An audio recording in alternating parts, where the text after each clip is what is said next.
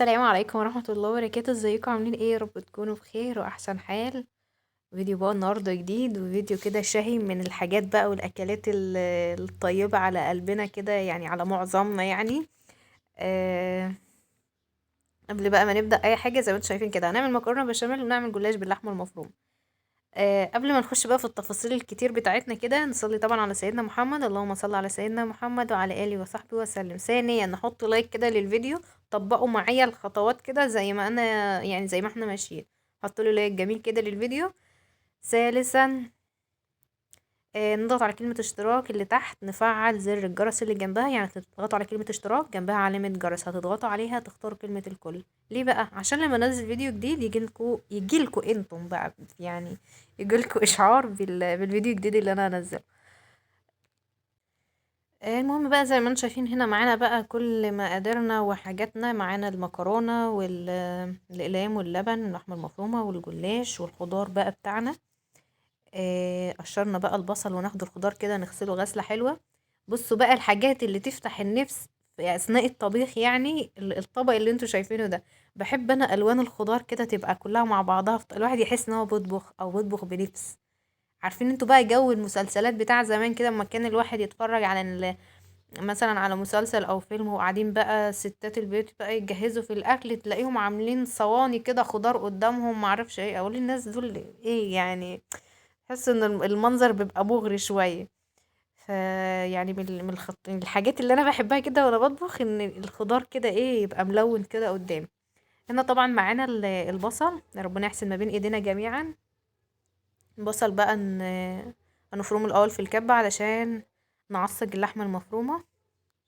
معلش يا جماعة صوتي تحس ان هو فيه سنة خنفان شوية، بس البرد بقى وعمايله، يعني احنا في جو التلج ده لا تعليق على اي حاجة. كويس اوي اوي يعني ان احنا بنقوم ونطبخ كده ونحرك نفسنا. فنتحمس مع بعض، بس ما تعلقوش على الصوت نهائي، يعني اسمعوا. اهم حاجة تكونوا فاهمين بس انا بعمل ايه. بس اهم حاجة برضو ما تكونوش يعني طنشتوا المقدمة في البداية، يعني طنشوا حاجات وحاجات لا، يعني اهم حاجة اللايك الجميل والاشتراك الجميل، ونتفرج كده ايه مع بعض ونتحمس مع بعض. وبرضو الفلفل، معايا فلفل الوان فرمته، علشان الاتنين ايه بحب احمرهم كده مع بعض في الاول. زي ما انتم شايفين هنا حطيت حلة فيها زيت سخن، يعني الزيت اول ما يسخن كده هنزل بالبصل، وبعدين الفلفل الالوان اللي معانا. انا طبعا فرمت البصل والفلفل الاول وبعدين الطماطم، رجعت برضو فرمتها. هتقولوا احنا هنستخدم الطماطم في تعصيج اللحمه، بتديها طعم حلو قوي، يعني بقوا جربوا الطماطم، عصير الطماطم مع التعصيجه بتاعه اللحمه. المهم بقى حطينا بصلنا وفلفلنا كده يحمروا كده او يدبلوا مع بعض. ممكن ان احنا كنا نحط اللحمه المفرومه الاول، انا بعملها يعني بالطريقه دي او بالطريقه دي. ساعات احط اللحمه المفرومه الاول يعني تتشوح كده تاخد لون، وبعدين انزل بالبصل والفلفل. ساعات البصل والفلفل الاول وبعدين نحط اللحمه المفرومه، ايا كان كده او كده، النتيجه واحده يعني. المهم بقى نقلتهم على جنب كده في النار على العين التانية، وجبت هنا حطيت معلقتين 3 كده زيت على معلقة كبيرة من السمنة أو الزبدة، وأول ما يسيح السمنة أو الزبدة كده مع الزيت هننزل بالدقيق بتاعنا. هو هنا مثلا لكل لتر لبن كوباية دقيق. أنا هنا حطيت كوباية، هي كوباية ما كانتش مليانة، يعني قول تلتين كوباية كده. لان هنا انا هستخدم، وبعدين انا حطيت دي على نشا، انا هستخدم من يعني كيلو لكيلو، يعني من كيلو قصدي وربع لكيلو ونص لبن. انا مش هستخدم 2 كيلو كاملين. هنا بقى كنا بنحط بقى اللحمة المفرومة. معلش انا شغالة هنا وهنا على العين دي وعلى العين دي، لان النور كان هيقرب يقطع، فانا عايزة يعني اوريكم كل حاجة وانا شغالة قبل ما النور يقطع، وعشان الاضاءة وكده. فطبعا عارفين التصوير بياخد وقت، فكنت بحاول ان انا يعني لحد ما انجز معاكم. المهم الدقيق كده اول ما بدأ ان هو ياخد لون ذهبي هننزل باللبن. طبعا كنت حطيت حوالي معلقتين نشا برضو مع الدقيق. حطيت هنا اللبن، اول الدقيق قصدي، اول ما يبدأ ياخد لون كده يصفر مع الزيت ننزل باللبن. هنضيف فلفل اسود والملح بتاعنا ونقلب كويس كده بالمضرب، نخلي ايدينا كده في التقليب. نيجي بقى هنا الجهادي برضه، احاول ان انا اوريكم سريع سريع كده. بعد ما حطيت اللحمه المفرومه هحط بقى البهارات بتاعتنا، كمون، فلفل اسود وكزبره. عايزين تحطوا ملح دلوقتي حطوا، عايزين تستنوا شويه مفيش مشكله. لو عندك 7 بهارات، أي بهارات عندك عايزة تضيفيها، قرفة، أي حاجة تيجي قدامك عايزة تحطيها حطيها. ده هنا كان نص كيلو لحمة، بس بصراحة يعني أنا ما حطيتش النص كيلو كامل، شلته منه حتة صغيرة كده، قلت نعمل بيها بيتزا أو حاجة. نرجع بقى اسمه ايه ده للبشاميل بتاعنا. شايفين ربط ازاي؟ طبعا هو مش من التقليبتين اللي انا قلبتهم، لا انا طبعا شغاله مع اللحمه المفرومه وشغاله هنا يعني. شايفين بقى وقعنا ونيلنا الدنيا، ننضف بقى على طول، اللي نوقعه نلمه في ساعتها عشان ما نخلصش نلاقي الدنيا متكركبه حوالينا. كده كده هننضف تاني وهنمسح البوتاجاز تاني، بس اللي هو عشان ما نخلصش ايه، يعني نحاول ان تبقى ايدينا في الحاجة كده، وقعت حاجة لميها امسحيها، حطيت طبق في الحوض سريع سريع كده اشطفيه، عشان ما يعني كده كده هيبقى فيه مواعين، وكده كده هنمسح البوتاجاز وهننضف المطبخ، بس يعني لحد ما خلي ايديكي في الحاجة كده على قد ما تقدري. هنا بقى اللحمة لما يعني خدت لون شوية كده وضفنا لها البهارات، نزلنا عليها بقى بالطماطم، عصير الطماطم اللي معانا، سواء بقى الطماطم مبشورة سواء الطماطم فرماها في الكبة ايا كان. وهنا معانا جزر مبشور. بص احنا في زمن كتري ووفري، يعني وفري وكتري ازاي الاتنين مع بعض ما اعرفش. احنا وفرنا شوية في اللحمة المفرومة، زودي بقى خضار. اللي عامة الجزر يعني من الحاجة اللي زي ما بيقولوا ايه ملهاش شخصية، فاللي هو مش هيأثر في طعم يعني مش هيعمل طعم غريب في تعصيجة اللحمة المفرومة، بالعكس بل هياخد طعم اللحمة المفرومة. اللي هو احنا عايزين نكتر وفي نفس الوقت ندبر كده ونوفر. المهم بقى هنا حطينا المية بتاعتنا عشان نسلق المكرونة، فيها شوية زيت وشوية ملح، طبعا الزيت عشان المكرونة ما تشبكش أثناء السليق. ونسيبها كده على جنب لغاية ما تتسلق، ونحضر بقى الجلاش. يعني انا عايزاكم تبقوا مركزين معايا انا بعمل ايه، لان الفيديو ده انا بحاول ان انا المه ليكوا كده مع بعضه. والله الفيديو ده متصور بقاله حوالي اكتر يعني يمكن 10 ايام او حاجة، أنا الله اعلم هينزل امتى، بس انا خايفة اعمل مونتاج من كبر الفيديو، ومن طبعا فيديو كبير قوي، فالمونتاج بقى هياخد غلبة. بس الله المستعان، يعني ربنا ييسر، بس انتوا خليكم فاهمين معايا انا بعمل ايه، انا بس بسرع علشان النور هيقطع، وبحاول ان انا الجزء اللي اقدر اصوره. زي ما انتوا شايفين هنا حطيت كوباية من اللبن وبيضة وفلفل اسود، شعرة ملح، شعرة ملح صغيرة. هنقلب كده كويس، ده كده للاسمه ايه، ده كده للجلاش. ملحوظة بس، اللبن لما كنت بقول لكم انا هستخدم من كيلو لكيلو، من كيلو وربع الكيلو ونص لبن، ده ما كانش للبشاميل، انا كان قصدي ان انا اللبن عامة يعني، لان البشاميل اخد مني لبن تقريبا كيلو وكوباية هنا، او يمكن البشاميل اخد اقل من كيلو لان انا زودت شوية شوربة. وهنا كوباية معايا، معلش بس انا اتلخبطت وانا بتكلم، انا حسبت الكيلو كيلو وربع لبن او الكيلو ونص لبن على البشاميل، لا البشاميل اخد معايا اقل من كيلو كمان لان انا زودت له شوية شوربة.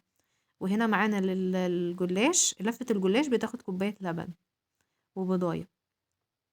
زي ما انتم شايفين كده جبنا الصينية، دهنتها الأول دهنة سمنة دهنة زيت، نحط بقى ورقتين 3 كده وندهن دهنة سمنة أو زيت. يعني احنا مش كل راق أو كل طبقة هندهنها، لأ يعني كل 3 طبقات كده ندهن دهنة سمنة أو زيت، يعني المهم تكون مادة دهنية، سمنة زيت زبدة أي حاجة اللي المتوفر عندكم. طبعا اللفة دي كانت متكسرة، بس عادي مفيش أي مشكلة، يعني هي طالما هتتعمل مش هيتعمل حلويات، هيتعمل يعني لحمة مفرومة مش هيتلف رول، فمفيش اي مشكلة لو متكسر.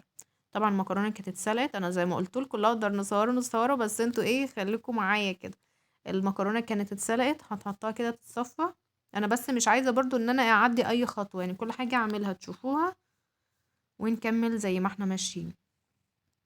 هنا زي ما انتم شايفين كنت حطيت نص لفة الجلاش، طبعا النص هيتحط تحت والنص التاني، ونحط طبقة اللحمة وبعدين النص التاني على الوش. حطينا هنا فردنا طبقة اللحمة المفرومة معانا. نحاول واحنا بنطلعها، لان اللحمة المتعصجة دي عشان فيها طماطم فهيبقى فيها صوص. حاولوا ان انتوا بقى الجلاش بالذات انشلوا اللحمة المفرومة من الحلة، اللي هو ما تدلقوش منها على طول، مش عايزين فيها صوص كتير عشان ما يبوش الورق معانا. يعني وانتوا بتطلعوا اللحمة المفرومة من الحلة انشلوها كده علشان فيها صلصة فعاملة صوص وكده. آم، نظبط بقى الطبقة بقى بتاعتنا الأخرانية دي، نحاول لحد ما نخليها متساوية يعني شوية، أو ما تكونش متبهدلة قوي، أو لو متبهدلة مفيش مشكلة، بس يعني حاولوا لو في ورقة سليمة خلوها ايه للاخر كده، نحطها على وش الصينية.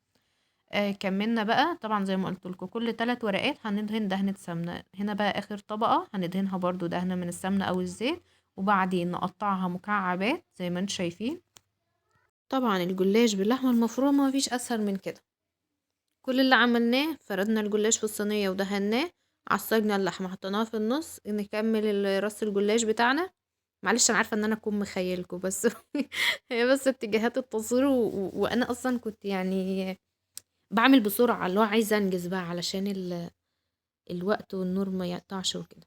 شايفين كده، نحاول ان احنا نقطعهم كده قطع قد بعض.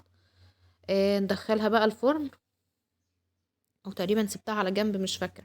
اللبن والبيض اللي احنا عملناه ده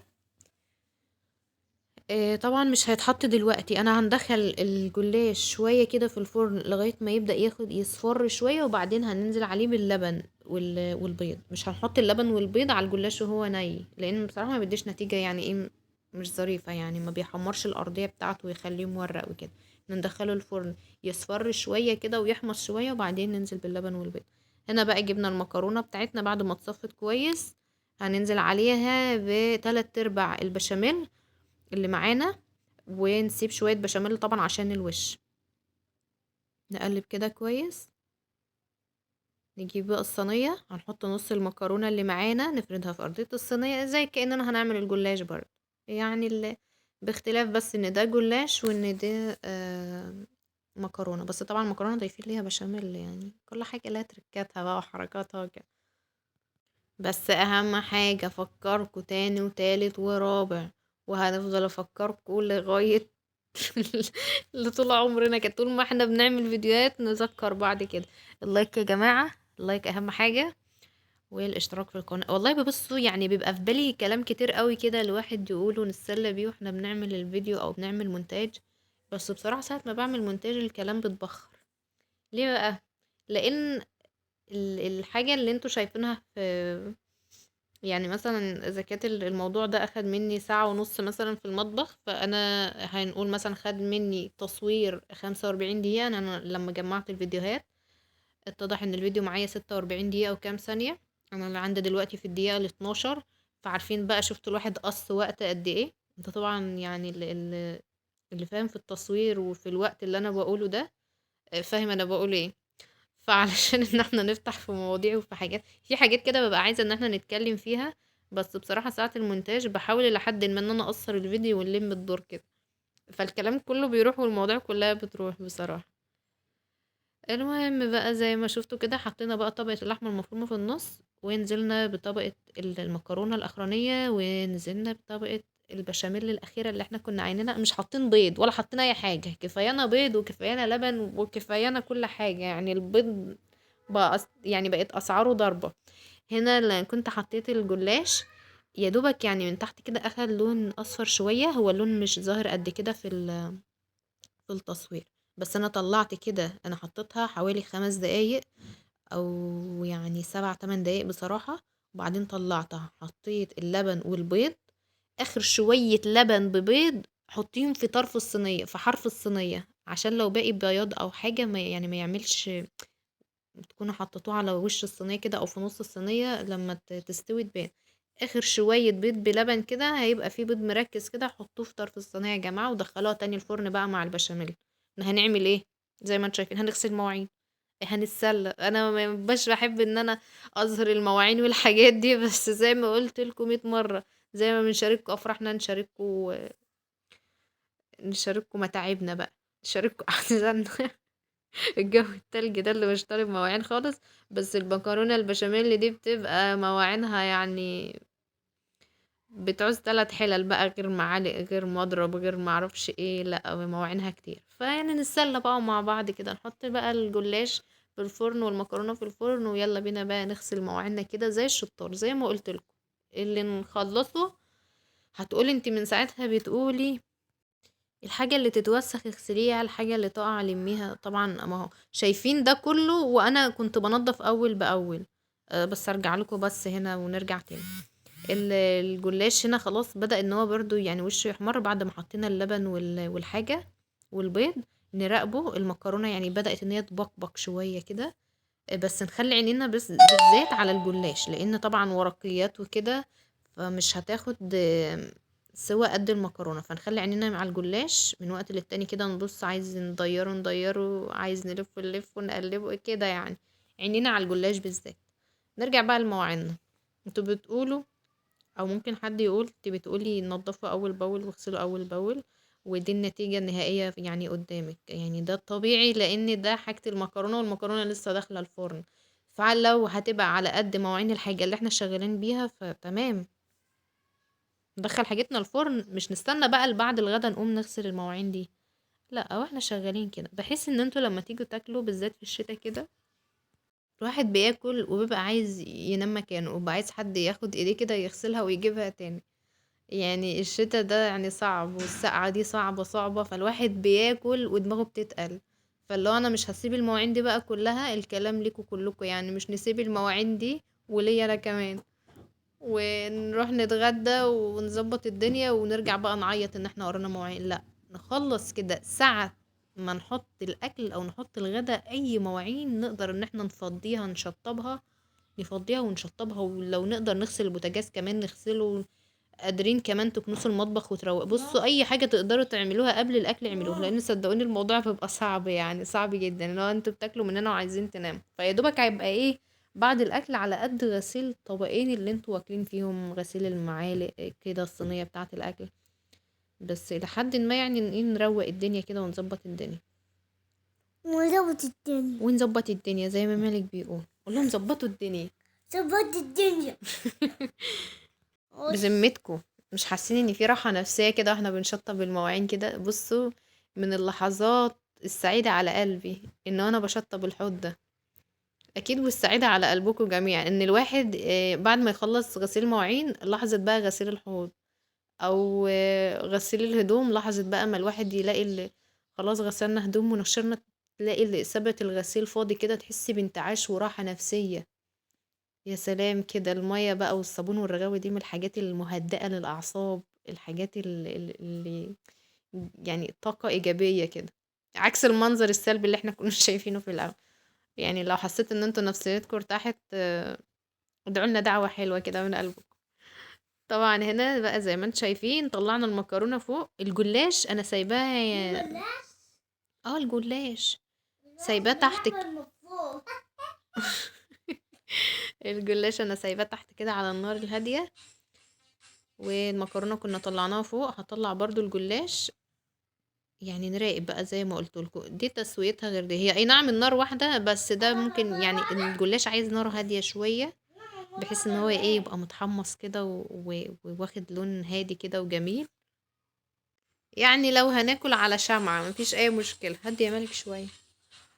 فقلت بقى اطلع لكم، شايفين بقى الحاجه جميله ازاي، اللون بقى يا نهار ابيض على الالوان بقى. بصوا انتوا ما انتوش غرب، الصواني جنبنا وناكل على السجاده ومفيش اي مشكله خالص. اهم حاجه شايفين الجلاش جميل ازاي، واخد لون حلو قوي جميل. ده كده بقى التسويه بقى، السر بقى هنا فين؟ في ان احنا ما حطيناش اللبن والبيض في الاول، دخلناه يتحمص شويه وبعدين طلعناه حطينا عليه اللبن والبيض. معلش ان انا بكرر لكم المقطع كتير، بس عشان نخلص بقى ايه، لازم بصوا ما نسيبش كلمة ما نقولهاش، لازم نرغي كده ونطلع اللي في قلبنا. كده بقى الفيديو النهارده خلص، نجري بقى ما عادش فيه رغي. يا رب يكون عجبكم وتكونوا استفدتوا. زي ما قلت لكم يا جماعة، لايك واشتراك في القناة فضلا وليس امرا. متبخلوش علينا بقى باللايك والاشتراك، واستنوني فيديوهات تانية جديدة. اشوفكم على خير، مع الف سلامة. متنسوش بقى تدعوا لنا دعوة من قلبكم، ولكم بالمثل.